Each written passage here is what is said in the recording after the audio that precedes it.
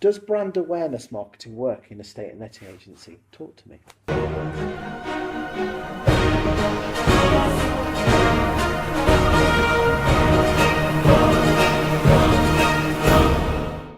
Brand awareness, it's very important that people know who you are before you actually ask for the business. I mentioned earlier there is something called a customer value journey, which is our proven 8-step process to get clients from cold to raving fans. Because you own ArtDivision, which helps estate agents with all this. Yes, correct. So let's go through some of those steps. In order for people to take someone from cold, so people that don't know anything about you, that never heard about your brand, all the way up to purchasing your services, working with you, recommending you, giving you testimonials, or being a raving fan, essentially, yes. Bringing you more business. There are 8 defined steps.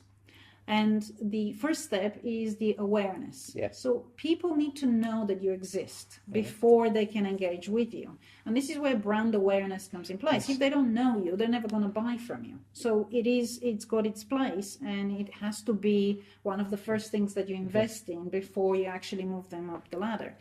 The second step is engagement.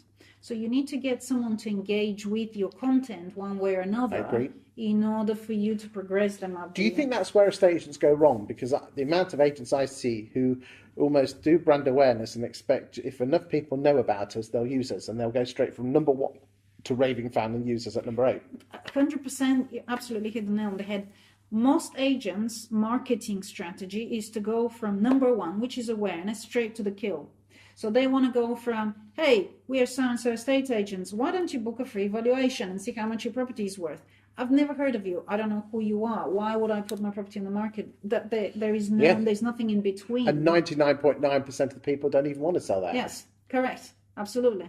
I mean, we like to sort of compare that with marriage. You wouldn't go on a first date and ask that person to marry you there and then. There are certain steps in between going on a date and proposing. So the same goes with businesses. Just because you just put an advert in front of me doesn't mean that I want to buy from you. So you need to work a little bit harder. Do you think that's where most estate agents go wrong with their marketing, that they expect, and if we tell enough people will use us? Yes, I think that most estate agents' marketing consists of 1 or 2 steps.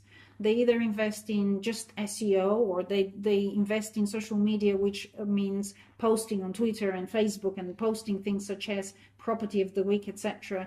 Well, as really the formula is messaging and sequencing. And sequencing is this customer value journey, and there are 8 steps to get them from the start to the end. So the messaging is the right message. The right message and the right segment. Which is what we said in a previous video, was talking about stuff the recipient is interested in, which is not us or our firm or our services, it's them. It's them, correct. And then the sequencing is the 8 steps. Yes. So the 8 steps there: awareness, engagement. The next one is subscription. So the subscription phase is where you would like to give them something in exchange for their name and email address. So this is a very good way for lead generation. I will give you, for example, a market report in exchange of your email name and email address if you're a landlord. Or I might do a webinar of what you need to do in order to get the maximum value of your home if you're looking to sell. So it's in Brixton. In Brixton, that's it. Or whatever town you're in. The subscription phase is a very, very good lead generation. That's where you're looking to build a pipeline of prospects with a common interest or common pain. So whether it's landlords, whether it's vendors, whether it's buyers, whether it's tenants. The next phase is what we call conversion. A conversion is not where they sign on the dotted line, but where someone agrees to spend more of their time with you. So that's a valuation booking, or a viewing request for a property, or maybe a phone call, a conversation over the phone, or a voice call, or whatever it might be. So that's where someone has said, actually, I know who you are, I like what you're saying, and I'm happy to give you 15 minutes, half an hour of my time to learn more about how you can help me. That's the conversion phase. Now, The only way for you to then sign someone on the dotted line is if you excite them, and that's the next phase. Is you need to present yourself in the best possible way for me to want your service. So if you come to my house to value my property, it's at that point I decide whether I like you enough to give you my property to sell. And that's the excitement phase. So you need to work on, well, how can I excite those people? What am I doing to do so? And then the next phase, number 6, that's the conversion phase. This is where you are signing someone on the dotted line and you're looking at how you can cross-sell. So what other things can I sell to them? So it could be, again, if you are a letting agent, you could find a tenant, and then next thing is you can offer the management and the maintenance service, and then you can offer all sorts of other things as well. The next phase is where they're very happy and they can start promoting your business.